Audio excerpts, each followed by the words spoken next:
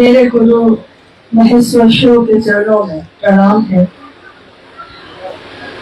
हम सबके वरेण्य गुरु भ्राता साहब श्री हरिदयानंद जी, शक्ति स्वरूपा माँ मीनामानंद जी के चरणों में नमन है, प्रणाम है। और माँ मीनामानंद जी के पुण्यतिथि के अवसर पे आप जो गुरु भाई गुरु बहन आए हैं और इतने कष्ट में बैठे हैं, खड़े हैं, आप सभी के चरणों में प्रणाम है। अपना समझा है और अपना समझ के जो इस अवसर पे हम लोग मिल रहे हैं।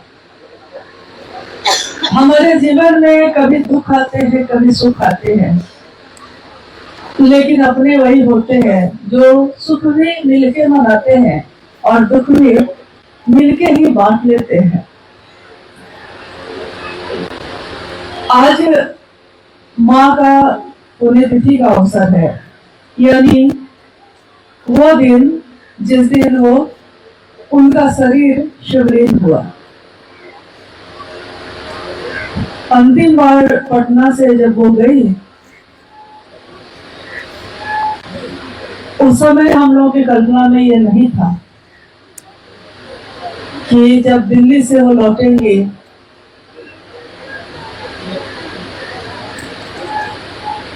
तो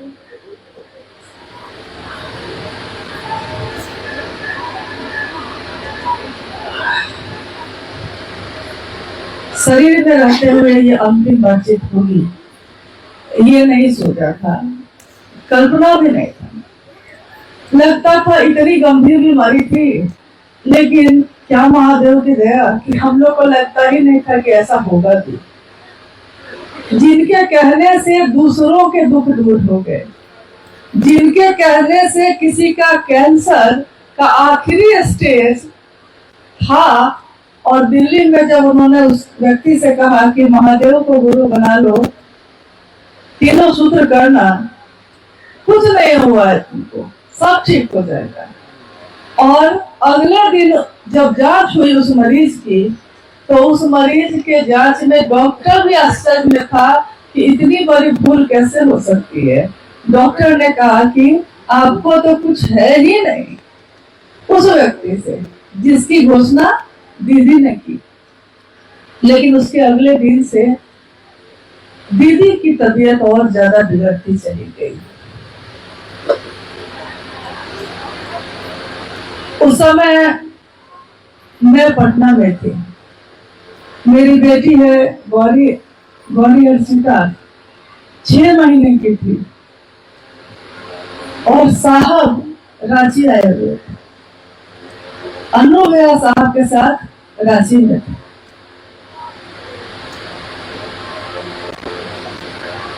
दीदी के साथ जो भी चीजें वहां घटित हो रही थी, एक अलौकिक रिश्ता, एक ऐसी डोर जो मन को बांधती है। सुबह जब कमरे की घंटी बजी, फोन की, 17 जून की सुबह जब फोन की घंटी बजी, तो 6 महीने की ये बच्ची बिस्तर पे सो रही थी और अचानक ही, अभी जो रामविलास जी आपसे बात कर रहे थे, उस समय इनका परिवार भी हम लोग के साथ ही था। इनकी पत्नी उसी कमरे में सोई थी और 3:45 के लगभग में अचानक गौरी जो 6 महीने की थी, अचानक ही जोर जोर से रोने लगी। हम लोग घबरा के बैठ गए कि क्या हुआ है। अच्छी खासी तो सोई थी और रामविलास जी की पत्नी भी जग गई, एक गुरु बहन मुंगेर की गीता जी थी, वो भी जग गई। सारे लोगों को सोच रहे हैं कि बच्ची अचानक क्यों रो रही है इतना ज्यादा। और उसी समय फोन की घंटी बजी। उधर से लवली थी फोन पे, उन्होंने इतना कहा कि भाभी माँ नहीं गई। ये शब्द जो उस दिन गूंजे थे कानों में, गंगा दशहरा का दिन, कल भी गंगा दशहरा गुजरा है और यह क्या हो गया। अभी सोलह जी ने कहा कि आई तो थी बहू बन के।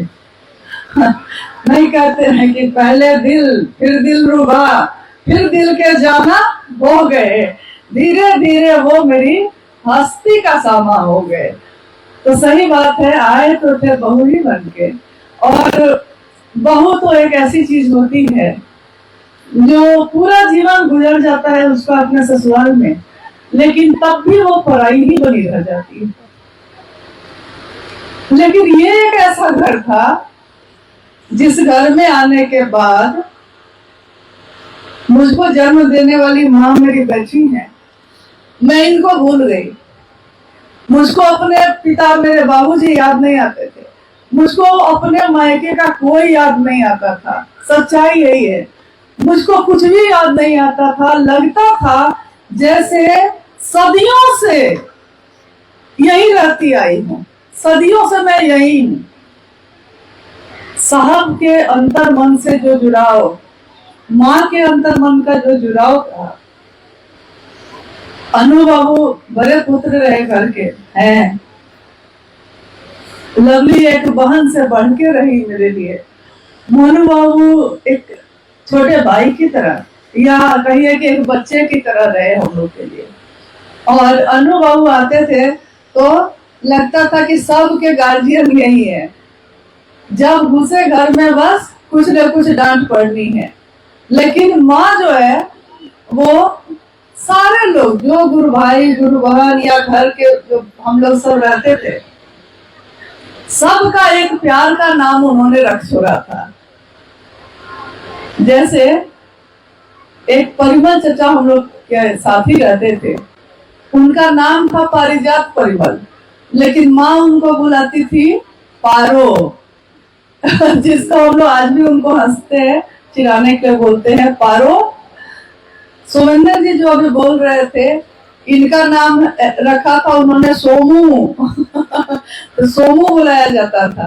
कभी कभी हम लोग चिढ़ाते हैं तो बेचारे चिढ़ जाते हैं कि मुझको दीदी माँ ने सिर्फ सोमू कहा है, कोई दूसरा नहीं कह सकता है।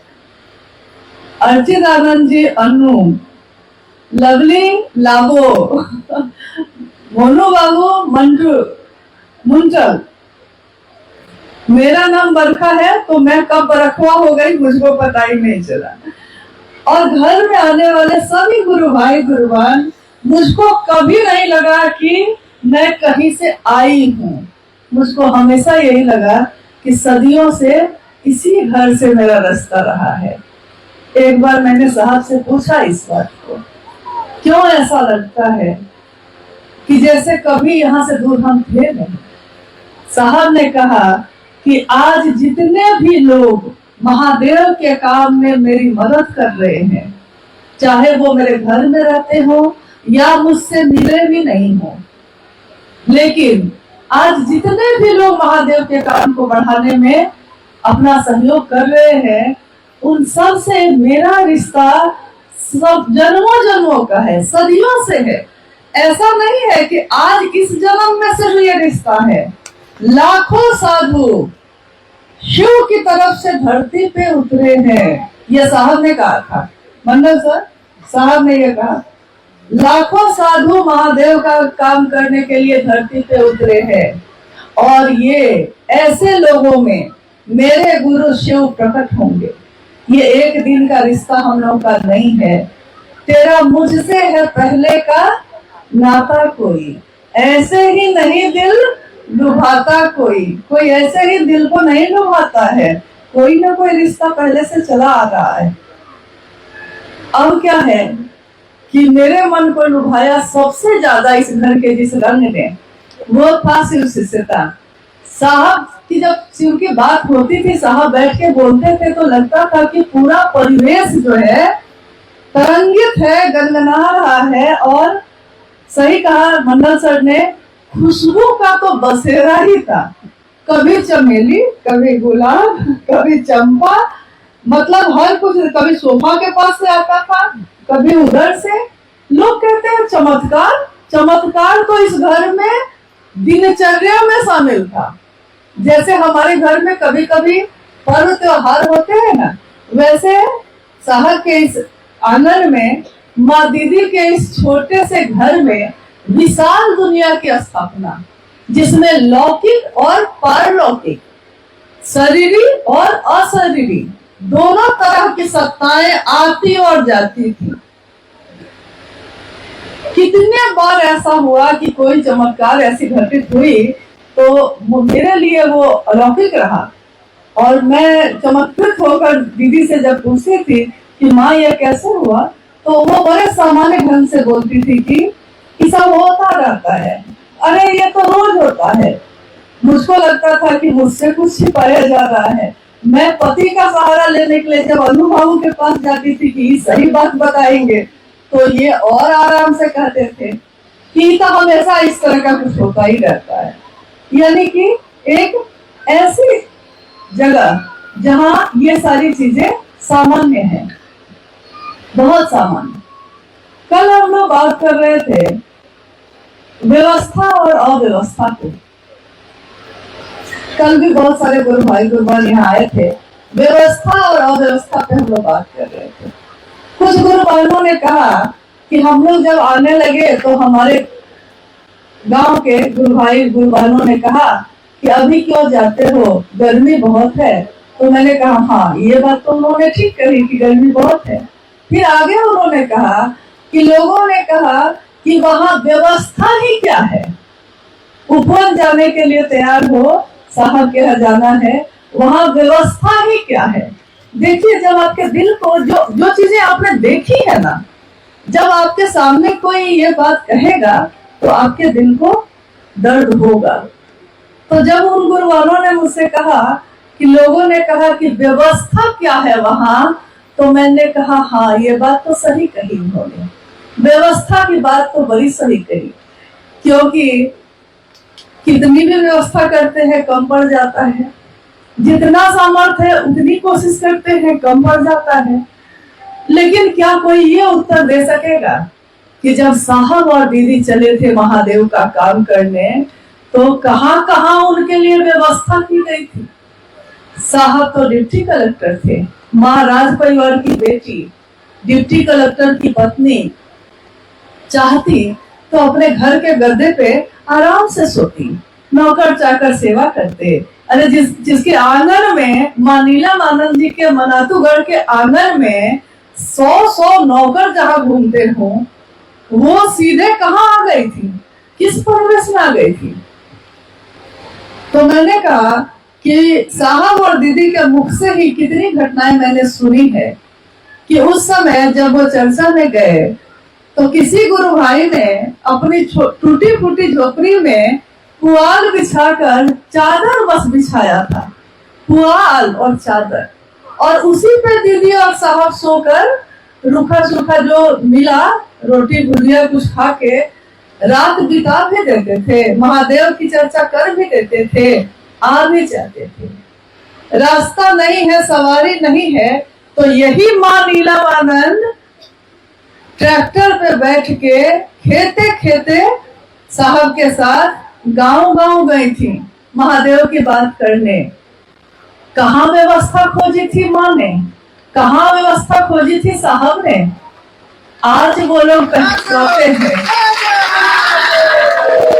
हम लोग को थोड़ी देर कहीं सड़क पे बैठना पड़े तो लगता है कि दरी कम बिछा हुआ था, पंडाल कम बना हुआ था, हाँ खाने को कुछ नहीं मिला। लेकिन मुझको याद है कि बिहार का ही एक जिला महोत्सव था, शिव गुरु महोत्सव, माँ ने खुद इस घटना को बताया था, और आप में से कुछ लोग जानते भी होंगे। जब साहब वहां पहुंचे, उनके रुकने की कोई व्यवस्था नहीं थी।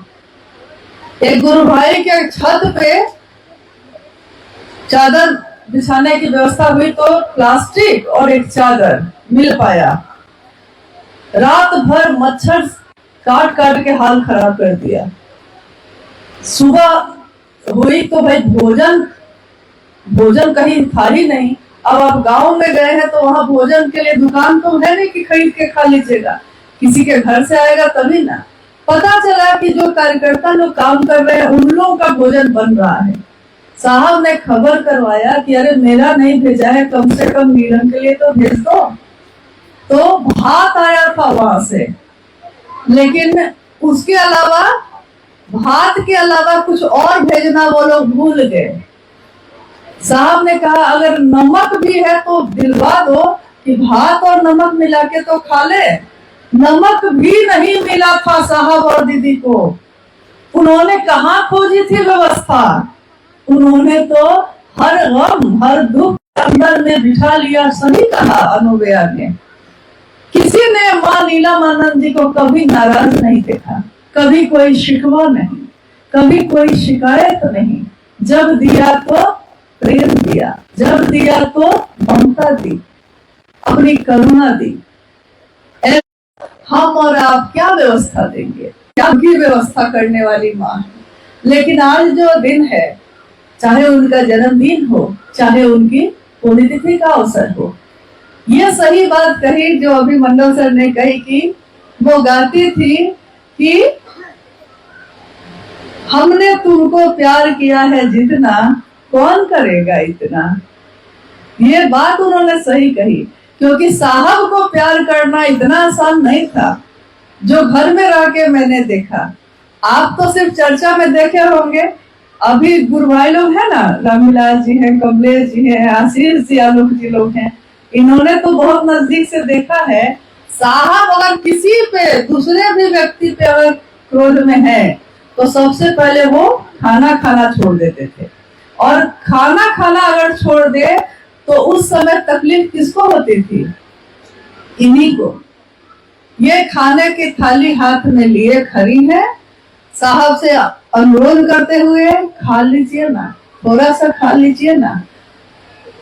माँ नीलमानंद जो आज हम सबों के पूजा घर में है, जिनकी पूजा करते हैं हम लोग, वो सत्ता साहब रूठ गए हैं, खाना नहीं खा रहे हैं, तो वो खड़ी होकर कह रही हैं थोड़ा सा खा लीजिए ना। तो साहब कहते हैं कि कुछ नहीं खाऊंगा। सुबह एक गिलास सत्तू पी के ऑफिस चले जाते, दोपहर में भी एक गिलास सत्तू, रात में भी एक गिलास सत्तू, 2 दिन 3 दिन एक गिलास सत्तू पी पी के साहब रह रहे हैं। क्रोध दूसरे पे है, और क्रोध भी किस बात का? कोई खेती और बंटवारा का नहीं। क्रोध किस बात का? कि मैं जो कह रहा हूं उस अनुसार महादेव का काम लोग क्यों नहीं कर रहे हैं। तो अगर कोई व्यापार बनाया है शिव शिष्टा को, तो क्रोध साहब किस पे उतार रहे हैं? वो खुद पे उतार रहे हैं। और इस दुख से कौन गुजर रहा है? तो मां नीलमानंद गुजर रहे हैं। खड़े खड़े 1 घंटे तक खड़े खड़े माँ की आंखों से जब आंसू बहने लगते थे, जब विवश हो जाती थी तो आंसू बहते थे।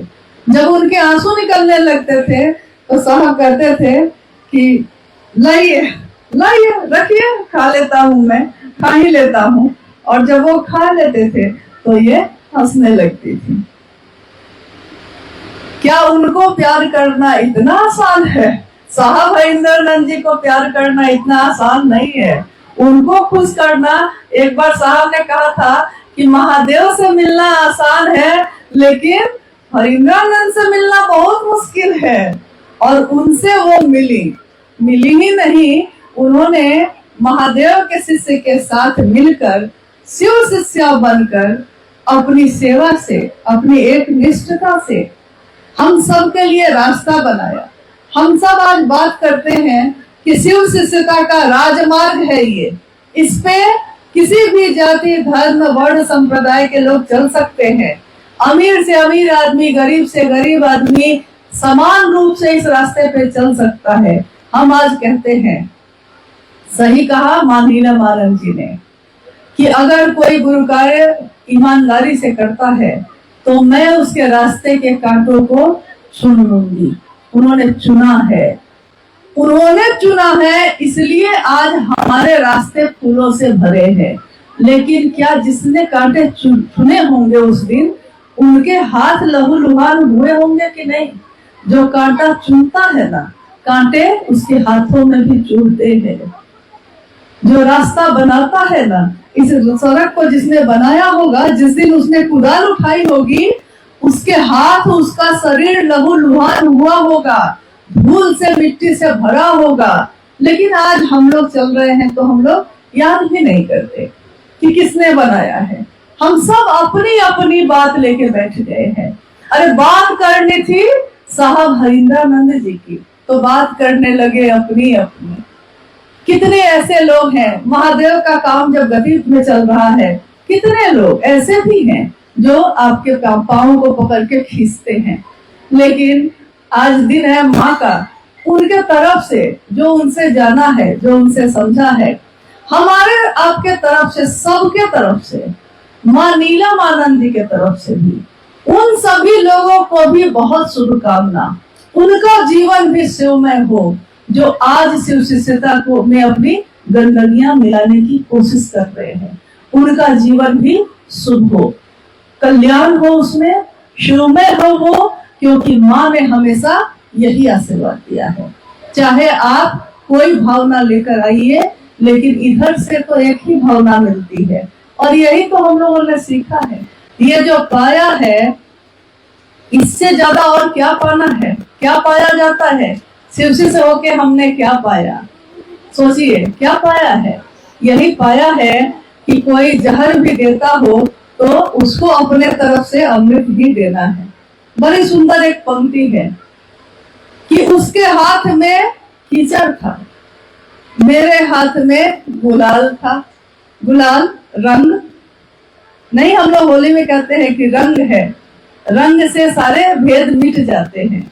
उसके हाथ में कीचड़ था, मेरे हाथ में गुलाल था।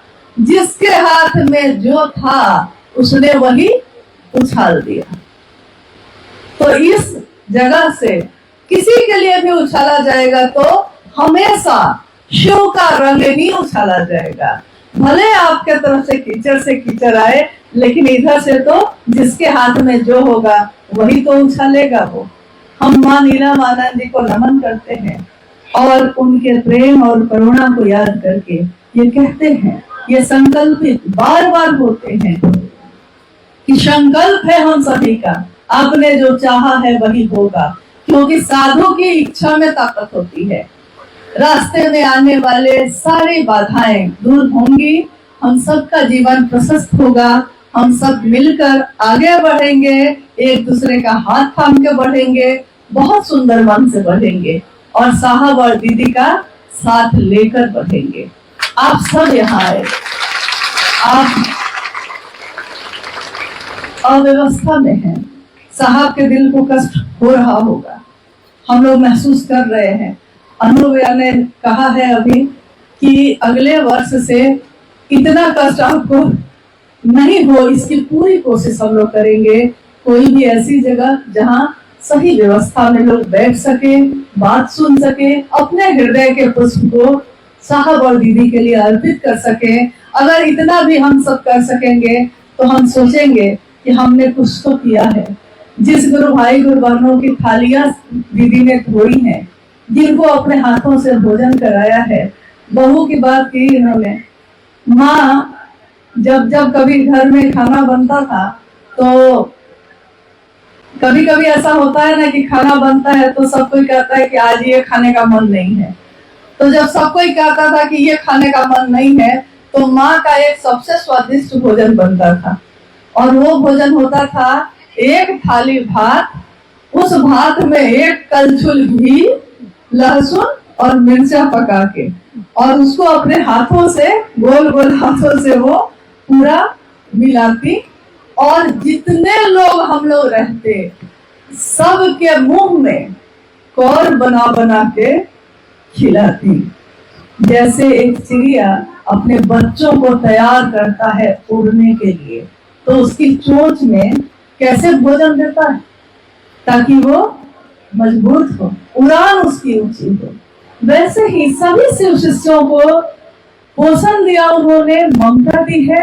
हम इस ममता के ऋण से ऋण नहीं हो सकते हैं। कर्ज उतारा जाता है, एहसान नहीं उतारा जा सकता। तेरे एहसान का बदला चुकाया जा नहीं सकता। प्यार इतना दिया तुमने, भुलाया जा नहीं सकता। आप सब यहाँ आए हैं, आप सभी के चरणों में हम सब प्रणाम करते हैं। आपका स्वागत है इस जगह पे। और अंदर चूंकि व्यवस्था आप देख ही रहे हैं, तो आप सबसे अनुरोध है कि शांतिपूर्ण ढंग से पंक्तिबद्ध होकर अंदर उपवन में आप दर्शन कर सकते हैं। और हम लोग की कोशिश होगी कि थोड़ा भी पुष्प वहां आपको मिल सके, ताकि अपना हृदय के साथ साथ पंखुड़ियों को भी आप अर्पित कर सकिए। इतने इसमें आपके सहयोग की जरूरत है। शांतिपूर्ण ढंग से आप धीरे धीरे अंदर के लिए जा सकते हैं। थोड़ी देर में ये शुरू हो जाएगा। थोड़ा प्रसाद की व्यवस्था है, जितनी ही व्यवस्था है अपनी व्यवस्था समझ के ग्रहण कीजिएगा और धीरे धीरे अपने घर को प्रस्थान करिएगा। मन में संकल्प लिए, नई ऊर्जा लिए आप सभी को प्रणाम।